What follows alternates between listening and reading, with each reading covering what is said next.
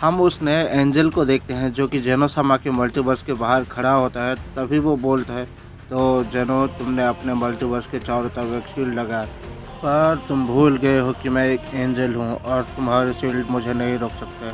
अगले ही पल वो जेनोसामा के मल्टीवर्स के अंदर चला जाता है। उधर हम जेनोसामा को देखते हैं जिन्हें कोई बोलता है, जेनो कैसे हो तुम। तभी हम उस शख्स को देखते हैं। जेनोसामा बोलते हैं, मोर्नो तुम यहाँ पर। अगले ही पल हम देखते हैं जेनोसामा बोलते हैं, गार्ड्स इसे जल्दी पकड़कर फिर से कैद कर दो। तभी हम देखते हैं कि एक गार्ड बहुत ही तेज़ी से जो मर्नो की तरफ बढ़ने लगता है, पर मर्नो उस गार्ड को एक बहुत ही ज़ोरदार पंच लगाता है, जिस वजह से वो गार्ड काफ़ी ज़्यादा दूर जाके गिरता है। तभी मर्नो बोलता है, तुम जैसा मामूली गार्ड मुझे रोकेगा, तुम्हें मेरे ताकत का अंदाज़ा नहीं है जेनो, मैं क्या क्या कर सकता हूँ। चलो मैं तुम्हें अपनी ताकत का एक छोटा सा नमूना दिखाता हूँ। इसके बाद मोर्नो अपने पावर का इस्तेमाल करता है। अगले ही पल हम देखते हैं कि वो गार्ड धीरे धीरे करके इरेज होने लगता है और पूरी तरीके से एग्जिस्टेंस से मिट जाता है। ये देखकर जेनोसामा चौंक जाता है, क्या तुमने उस गार्ड को इरेज कर दिया? हाँ जेनो, ये तो कुछ भी नहीं है, मैं तो और भी बहुत कुछ कर सकता हूँ। मैं तुमसे कुछ पूछने के लिए आया हूँ, मेरे फादर को किसने ख़त्म किया? इस पे जेनोसामा बोलते हैं, मोर्नो इस बारे में मुझे भी पता नहीं, दाई को किसने ख़त्म किया है, और वो बहुत ही ज़्यादा ताकतवर था। क्या क्या वो सच में इतना ज़्यादा ताकतवर था कि उसने मेरे इतने ताकतवर पिता को ख़त्म कर दिया, फादर ऑफ ऑल एंजल को? तभी जेनोसामा पूछते हैं, मोर्नो क्या तुम हमसे बदला लेने आए हो? सालों पहले हमने तुम्हारे साथ जो किया था, तुम्हें तुम्हारे अपने पिता ने कैद किया था, क्या इसी वजह से तुम फिर से हमसे बदला लेने के लिए आए हो?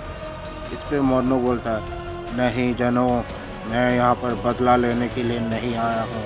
लाखों सालों तक उस सील में रहकर मैंने सिर्फ अपनी ताकत को नहीं बढ़ाया, बल्कि मुझ में भी बदलाव आया है। मैं बस अपने पिता के मौत के बारे में जानने आया था। मोर्नो, अगर मैं तुमसे कुछ कहूँ तो क्या तुम मेरी बातों को सुनोगे? क्या तुम इस मल्टीवर्स के अगले ग्रांड प्रिक्स बनोगे उस टूर्नामेंट में हिस्सा लेकर? नहीं जेनो, मैं इस टूर्नामेंट में हिस्सा नहीं लूँगा। मैं भले ही पहले के मुकाबले बदल गया हूँ, लेकिन मैं तुम सभी का साथ नहीं दूंगा। सालों पहले मैंने तुम सभी के फैसलों की वजह से तुम सबके खिलाफ गया था। मोर्नो, मैंने तुमसे जो कहा है उसके बारे में एक और बार सोचो। तुम सभी एंजल्स में सबसे ज़्यादा काबिल हो और तुम दाई के बड़े बेटे भी हो। तुम चाहो तो बहुत कुछ कर सकते हो। नहीं जनो, मैंने तुम्हें अपने फैसले के बारे में पहले ही बता दिया है।